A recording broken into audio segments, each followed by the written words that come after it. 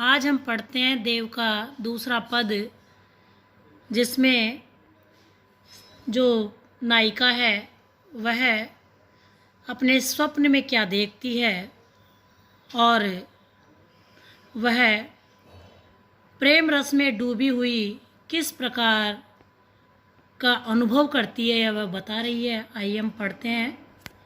धार में धाय धसी निर्धार हवे जाय फसी उकसी न अवेरी री अंगराय गिरी गहरी गई फेरे फिरियो घिरी न घेरी देव कछु अपनो बसना रस लालच लाल चिते भई चेरी बेगी ही बूढ़ गई पखियाँ अखियाँ मधु की मक्खियाँ भई मेरी।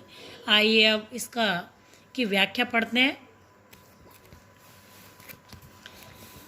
प्रसंग प्रस्तुत पद्यांश हमारे पाठ्य पुस्तक से संकलित कवि देव के छंदों से लिया गया है। इस छंद में कवि ने श्री कृष्ण के प्रेम रस में डूबी गोपी का मधुमक्खी के रूप में वर्णन किया गया है कि जैसे मधुमक्खी है जब शहद बनाती है और छत्ते में रहती है तो वह उससे दूर नहीं होती, इसी प्रकार जो गोपी है वह भी कृष्ण के प्रेम रस में डूबी हुई है, जो शहद में डूबने पर फिर निकल नहीं पाती है। व्याख्या।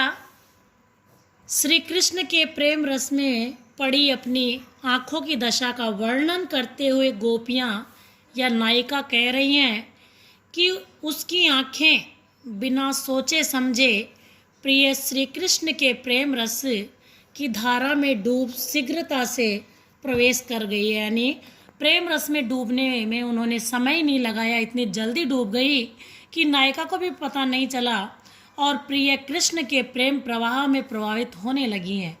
उस धारा में वह ऐसी फंस गई कि निकलने का यत्न करने पर भी वह नहीं निकल पाई। यानी अगर वह कोशिश भी करती है तो वह और जाकर उसमें फंस जाती है लेकिन निकल नहीं पाती। तो नायिका कह रही है, अरे सखी निकलना तो दूर, वे तो अंगड़ाइयाँ भी नहीं ले पा रही हैं और उस धारा में गहरी जा गिरी हैं। आनंद विभोर होकर प्रेम में और अधिक मग्न हो गई हैं। मैंने इन आँखों को पकड़कर लौटाना चाहा कि वापस लौट आएँ, लेकिन वे नहीं लौटी। इन्हें घेर कर रोकना चाहा पर ये नहीं रुकी। अब मेरी इन आँखों पर मेरा कोई वश नहीं रह गया है। ये तो प्रिय कृष्ण के रस को चखने के लालसा में उन्हें देखते ही उनकी दासी जैसी हो गई हैं। जैसे शहद में पंखों के डूब जाने पर मधुमक्खी उड़कर बाहर निकलने में असमर्थ हो जाती है, उसी प्रकार मेरी आंखें भी कृष्ण के मनमोहक स्वरूप को देखकर उनके प्रेम रस रूपी मधु में फंसकर लौटने में असमर्थ हो गई है। भाव यह है कि अब गोपी का कृष्ण के प्रेम पास से मुक्त हो पाना संभव नहीं रहता। इसमें विशेष बताया गया है। नंबर 1, सरस प्रवाहपूर्ण और शब्द चयन के चमत्कार से युक्त ब्रज भाषा का प्रयोग हुआ है। नंबर 2, हृदय स्पर्शी शैली में गोपिका के मनोभावों को व्यक्त कराया गया है। नंबर 3, संयोग श्रृंगार रस की अनूठी योजना है। संयोग का अर्थ होता है मिलना, योग होना।